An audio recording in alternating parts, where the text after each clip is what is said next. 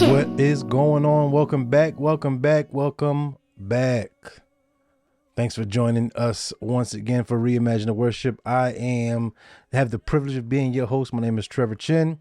And we have been going through this season. This has been season 3 of Reimagining Worship, and it is called Creative Burnout and how to support creatives. And this really just been an uptick, if you will, of frustrations, growing frustrations within the church and creatives, lack of value, lack of care, like all of these just different little things. And especially coming out of the pandemic, I really wanted to talk to pastors and churches and church leaders around how to care for creatives, how to best support creatives, how to empower creatives, how to battle burnout, like all those kind of things, just because there's just a general heart and a general care for the church and for creatives in the church. So that's what this is. If this is your first time here, I want to encourage you, like, check a few other episodes out. Season 1, I had a bunch of friends on, and we talked through different things around church worship and audio and youthfulness. And then season 2, we kind of got a little bit more in the weeds and talked about women in ministry in the worship space. We talked about lack of resources and what to do about paying musicians, all these different kind of things that we had the opportunity to do season 2. And season 3 has really been focused primarily on burnout. Now, this is going to be a short season because I just don't want to prolong this, but also I want to be able to add as much value and care as possible as we try to navigate through a lot of these things. So in short, I'm Trevor Chin, and I'm only giving this little background information for folk who might be new here. But I am essentially a creative executive. I've been in the creative arts space and executive pastor space, church planter space, all that for about 18 years now. I've been able to be a part of a bunch of church startups, not a bunch, let me not say that sounds crazy, but a few church startups, and helped with denominations and church plant networks and everything in between. And this Reimagining Worship is just a new platform, a new avenue for creatives to be able to connect, for worship leaders, musicians, pastors, whatever the case may be, whatever you want to call yourself, to be able to connect, to collaborate, and share resources, all that kind of good stuff. I have a website you could check out. I also have a Facebook page where people are engaging in regular conversation there. So all that information is in the link below. But I don't want to belabor this time any longer. But episode 1 of season 3, I talked through like understanding creatives. Episode 2, I talked heavily around how to like support creatives, and we talked about how to create workshops to help them monetize and give them more flexible schedules and mentorship program, all these different kind of things. But today we're going to hit the heart of the matter. And then next week, I have a special episode where 2 artists I was able to sit down with and talk about this idea of care, of rest, of emotional support, all that kind of good stuff. I hinted about it on my Instagram, so you got to go check me out on Instagram at tchincreates, TCHINCREATES. Check me out there. But today I want to talk about recognizing burnout, how it affects creatives.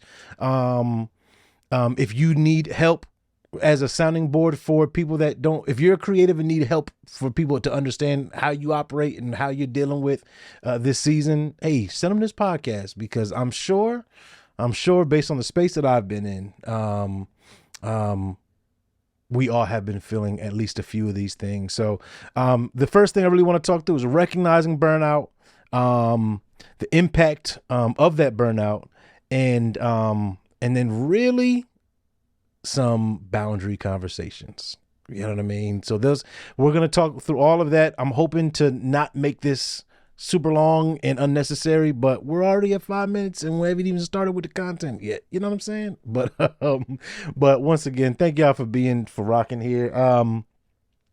Last thing I'll say, I will ask you to like, share, subscribe. This coming fall, I'm actually doing a reimagining worship workshop, local in Baltimore, Maryland. That's where I'm based out of, in Baltimore, Maryland. But more information to come. I want to encourage you to hop on the website or hop on my Instagram and sign up for the mailing list with that. But boom, let's get into it. We're here. We're rolling. Thanks for rolling with me on YouTube. Even though y'all aren't getting the primary love, it's more so for the podcast, but you're here along with the ride. I want to say that. Thank you. Appreciate that love.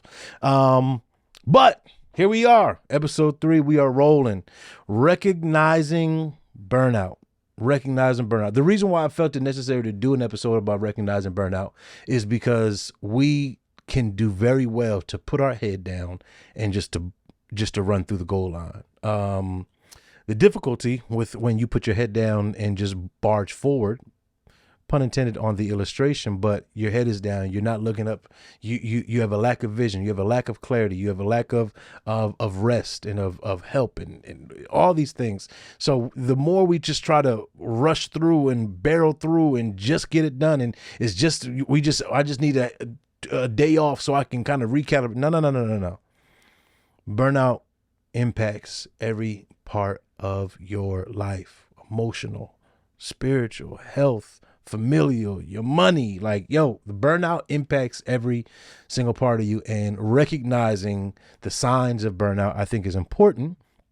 And at least as many triggers in our head, if you will, that when we feel these emotions kind of bubbling up and not sure how to manage them or what's happening or how to handle them, we can recognize them as I might be burnt out.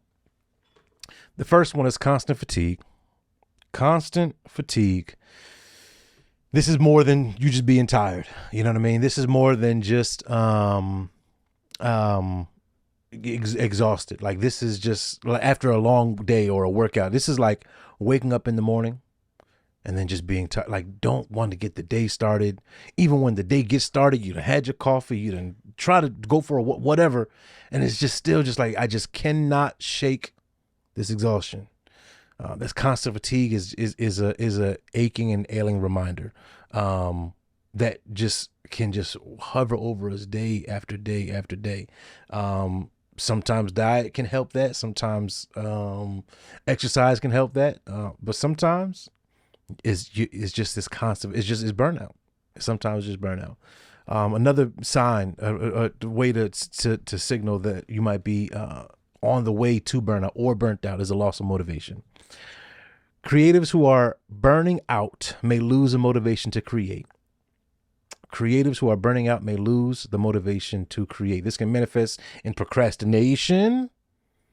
This can manifest in avoidance. This can manifest in pushing off on creative tasks, feeling overwhelmed at the start of a new project, just knowing that there's so many things that's going on that need to happen, a loss of motivation. The goal is, and I don't want to jump to the end real quick, but the goal is to have enough bandwidth, enough leeway that creativity still excites you. The goal is to be able to create some space in your life where it is exciting to create. When's the last time you had fun? What in whatever space you're in, if you're in video and if you're in music, if you're a worship leader, if you're a singer, if you're a musician, when's the last time you said I've really had fun on Sunday, or I really had fun at rehearsal? I really had fun capturing this. When the last time you picked up your camera? When the last time you practiced? Not Sunday morning practice, just regular practice. Loss of motivation is one. Another one that kind of alluded to that, but diminished creativity. Diminished creativity.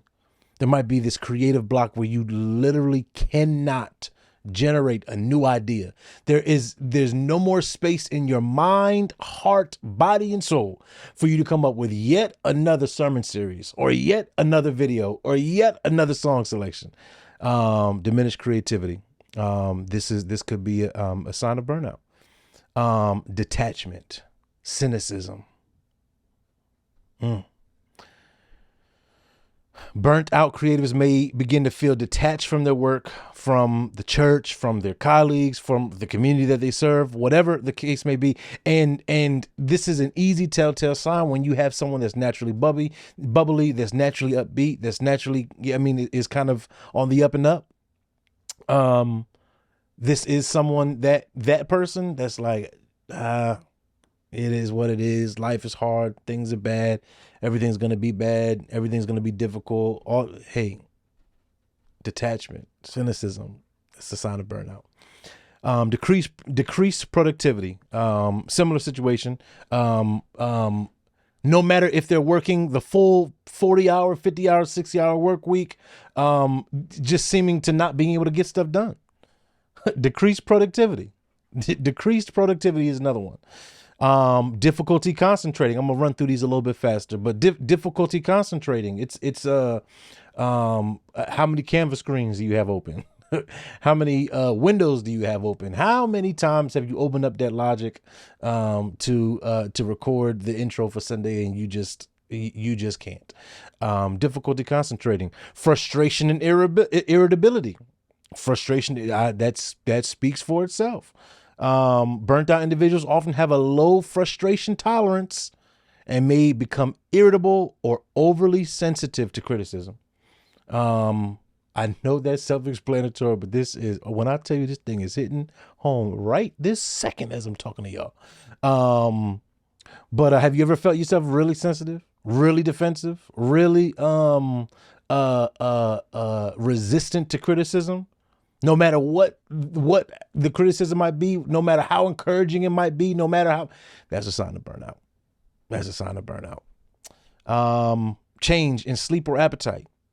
You know what I mean? That's oversleeping. That's undersleeping. That's inability to be able to sleep. That's stress eating. That's not eating enough. That's not eating at all. Like, it's all of these things. Neglecting personal needs. Neglecting personal needs. That goes back to the health piece and the sleep and appetite. We're talking about like healthy eating, exercise, social interaction, drinking water, all of the natural, taking your vitamins. I'm getting to the stage in life that if I don't take my multivitamins, I feel it. You know what I mean? I got to take them things like faithfully. But yeah, just a neglect of your personal needs. You know what I mean? Your showers become less frequent. You know what I mean? It's just, you just trying to get through the day. You're going to just muggy yourself through this staff meeting. So neglecting personal needs. And the last one that kind of wraps all of these up is the feelings of inadequacy or failure. Even in the midst of your wins, if your wins feel like losses, if your ups still feel like downs, if your the things that you produce and create and functioning and accomplish, if it just continually feels like it's not enough or you're not doing enough, it doesn't look good. That's a easy telltale sign. I'll tell you, man, that the enemy can easily swoop in some of those dark times like that, just to communicate all of your inadequacies, to repeat to you all of the things that you have tried to block yourself from saying to yourself. So all of these things that I just communicated are easy telltale signs, little triggers that I would kind of put in the back of your mind just to say, listen, when a few of these, when three or more of these things are if three or more of these are gathered, hey, we in trouble. You know what I mean? We need to take action. We need to be intentional with this next season. But when those things happen, here's the impact of burnout. Here's the impact on creatives. It impacts their physical health. Like I said, I already communicated a lot of this, but like it can lead to physical issues, fatigue, sleep disorders, headaches, stomach problems. There's a book called The Body Keeps Score, and it's the craziest thing that how much stress is held in your body just like naturally, in your back, in your neck. And that's when, oh man, you look stressed, you look tense. That's like our body adjusts and adapts and absorbs all of this stress. And it keeps count. Mental health. This is the impact on creatives. It messes with the mental health. It can lead to health problems like depression, anxiety, decreased self-esteem. It can jam up our spiritual health, the whole piece of being inadequate or failure. It can taint our view of God or how God views us. It can mess up our emotional health if we're always sad, if we're always detached, if we're always frustrated. Like there's great impact on us comprehensively. Now let's take it a step further. It impacts our work.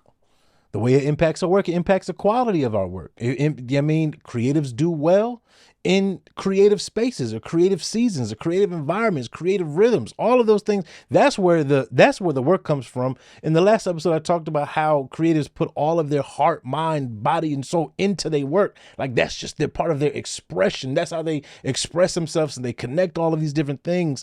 This is how they operate and process and think through. But the quality of work decreases. The quality of work decreases. The other thing that it stops is consistency. One of the booby traps that I try to set for my own self is like, I keep saying that every week I have a new podcast.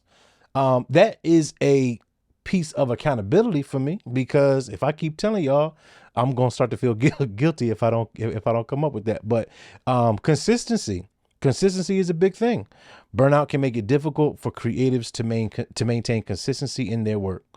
That might mean missing deadlines, underperforming, unable to maintain a steady output of creative content. So not only does it impact their physical, mental health, spiritual health, and emotional health, but it also impacts their work. Another big thing, it impacts their relationship with the church. This is a hard one for me. Because I've seen so many people in the creative space walk away from the church because of burnout. And like a lot never get back in the name, never join a local body, never utilize these gifts that God has given them for the kingdom anymore, ever again, because of burnout. There's a few things that happen with the relationship with the church. Disengagement. Burnout can cause creatives to disengage from their roles within the church, leading to a decrease in participation and involvement in church activities. Disengagement. Relational strain. It puts a relational strain on the relationship with the church. A burnt out creative may become irritable, withdrawn, less cooperative, affecting team dynamics. It's that person that's always in staff meeting sulking. It's that creative that's always that's the last to get there and the first one to leave. It's the one that only does the bare necessities, the bottom, and not coming to anything extracurricular. It's just that relational same. And then a negative perspective or negative perception. I think there's been like a word that we've been hearing a lot of this year has been church hurt, church burnout. A lot of that church hurt comes from an overstrained need for volunteers to make this thing work. It's this overstrained, we need you to show up. We need you to do this. We need you to do that. We need you to do this. And folks say like, yeah, I can't handle that. I can't manage. I'm tired. I need a break. I need to spend time with my kids. I needed all these other kind of things. And it's like, well, not every church, but it's like, yo, we need you to serve. We need you to be here in place. Cause if you don't put out the signs, no one's gonna put the signs out. And then folks just get frustrated and burnt out and exhausted and just say, you know what? I can't do this at all. I can't make the one more rehearsal. I can't play one more Sunday. I can't sing. I can't lead. I can't do nothing. So the relationship with the church, a negative perception. So, those are not only the triggers, but like what that burnout impacts. It impacts everything. Pastor, it impacts, the church. It impacts the individual. It impacts their emotional health. It impacts their spiritual health. It impacts every aspect of their life. That's why you gotta take this seriously. I'm serious about this, yo. I don't want to be lighthearted at all about this because I'm very serious about this. And I've seen too many good ones go down, because of burnout. And because of lack of this next thing is setting healthy boundaries. I think that one of the big things that we can do to help fight burnout is set healthy boundaries. A few things, a few quick takeaways like I do every week, and I'm going to get out of your way. But a way to be able to process, pray, and develop a healthy rhythm for yourself as it pertains to the church is set healthy boundaries. Point number 1, set regular work hours. Decide a start time and end time. It might be you collaborating with your pastor or your supervisor, whatever the case may be. one thing that this will do, it will help you create a space and a time that you're doing work for the church or the creative work for the church, but it also has a time where you can set for your personal time, and you do not let those two coincide. Your work time does not bleed into your playtime. Your playtime does not bleed into your work time. You cannot have this ebb and flow all day long thing where it's just, well, I'm doing a little bit of this, I'm doing a little bit of that. I work here, I rest here, I work. Set work hours, set your rest hours, and do not play and intermingle with those things are, and make them regular. One thing that I've recognized this year has been consistency. The more consistent that I've been, the more rhythm I've kind of created for myself, and the more opportunities for like rest, rehabilitation, creativity, and to kind of eliminate burnout, or at least move away from burnout. So set regular work hours. Be intentional about that. And when you're off, you're off. iPhone has something amazing called focus. Do not disturb. Leave me alone. There's things that you can do to booby trap and set yourself up. Turn your phone notifications off. Take your email off your phone. That's a big one for me. Take your email off your phone. Take it off your phone.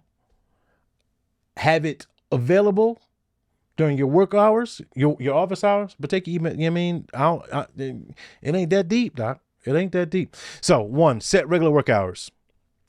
2, and this can be difficult, but this was helpful for me during the pandemic specifically, but use a dedicated workspace. Right here where I am right now, this is my dedicated workspace. So this is my desk. I got all my stuff, all my little doodads and things. But for me, it helps me turn on to, okay, it's time to work. I remember a friend of mine, pastor in Jersey. We did a workout. It was called Insanity. It was just like the at-home workout DVDs. Y'all remember DVDs, but we had DVDs back in the day. Anyways, so before our like church staff meetings and stuff like that, we would do Insanity first thing in the morning. But it was always very hard for me because it was in the living room. In the living room is where I rest, is where I retreat, is where I chill, is where I eat. Like that was my home. That's my pad. It's hard for me to turn into a workout person who's jumping around doing lunges and carrying on in my living room. Why? Because my living room has been a place of rest and retreat, not for working out. So there's just mental things, mental triggers. Maybe if you ain't that deep, if it ain't that deep for you, then it ain't that deep. But for me, it was. So having a dedicated workspace, a space that when I go sit down, I can be in work zone, I can be in work mode. Everything I need is at my fingertips. Like that's helpful. And when I'm not at this space, I'm not taking my computer upstairs and working in my kids' room. I'm not doing that. This is where I do my work. Be selective with the projects. Depending on your situation, you can't say no to everything, but some things cannot fall under your auspices. Certain things you need to say, hey, I don't feel that I can manage that right now. Or I don't feel that I can handle that right now, or I don't feel that even falls under my job description.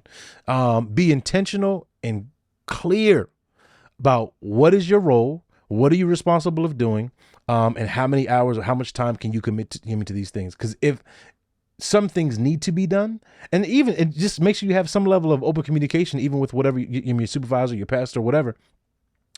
Say, hey, listen, these projects that you gave me are going to take me X amount of time. What's a deadline on these projects and a priority list so I can work on what's needed? If you need something for this week, tell me what those things are and then give me a deadline for everything else, because I need to be able to prioritize these things and what I can say no to. So be selective. Number 3 is be selective with your projects. Taking on too much can quickly lead to burnout, period. Number 4, prioritize your health. Take breaks. One thing that I started doing, all of my phone meetings, I take them on a walk. If someone wants to talk, or if I don't need to be in front of my computer, if it's just brainstorming or vision casting or ideating, whatever the case may be, I always do it on a walk. So instead of sitting behind this computer, sitting on a Zoom, I would ask more so, hey, would you mind if we hop on a phone call instead? Or if it's already going to be a phone call, I'll just throw my shoes on and go for a stroll around the block. So big thing for me with that is I've been having pretty bad back problems. I got a herniated disc, 2 of them. And I've been trying to walk more and stretch more and get up more so I can not have to go through this surgery. So prioritize your health, because for me, that's a very big thing. I don't want to go through this surgery. So I'm trying to eat healthy. I started taking supplements. I exercise regularly. Make sure you get enough sleep. Get enough sleep.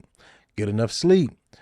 Part of your sleeping piece is and I fall into this trap of I'll overwork, and feel like I need some time for myself. I'll spend time with my wife, spend time with my kids. I work all day, do all this other stuff, work on all these businesses, all these projects. And then at the end of the day is 9-10 o'clock at night. And I'm like, well, I need some time for myself. So I'm going to watch Netflix till midnight while I do something. Like, that's time I need to be sleeping. But if there was a rhythm and a consistency of work hours and time and boundary, then when 9 o'clock comes, I've already had my time to be able to rest and not feel like I'm behind the gun. So prioritize your health. Here's another big thing that's a little interesting. Some folk aren't good with this, but like, practice silence and solitude. Just practice that. Just lean in and be in quiet, awkward moments. Look out the window.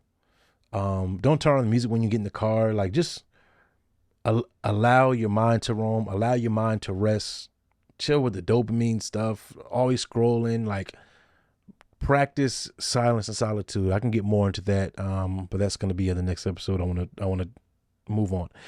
5 more quick ones. I'm gonna move pretty quick. I'm trying to make these episodes like 20 minutes or less, but I'm not doing good on that. Number 6, I have 5 more of them out your way. Number 6, schedule downtime. Schedule downtime. Actively schedule, and I mean, put them in your phone. Put a nap in your phone. Put a walk in your phone. Put a beach trip in your phone. Put a barbecue in your phone. Put a date night in your phone. Put it on your calendar. Hold yourself accountable to it. Don't book your calendar up and just say, and then just say, hey, yeah, I'm going to spend time with the kids. When? Thought I went somewhere. I'm still here. When? Show me on your calendar. You gonna take a nap? Yeah, I need a nap. Put it on your calendar. Take a siesta. Take a rest. Schedule downtime. Put hobbies on your calendar. Block them off like they were a meeting. When you call me, if I'm doing something in my scheduled downtime, I'm in a meeting. There's a scheduled meeting on my phone. My wife don't like that no more, but it's a thing. So schedule downtime and intentionally do it.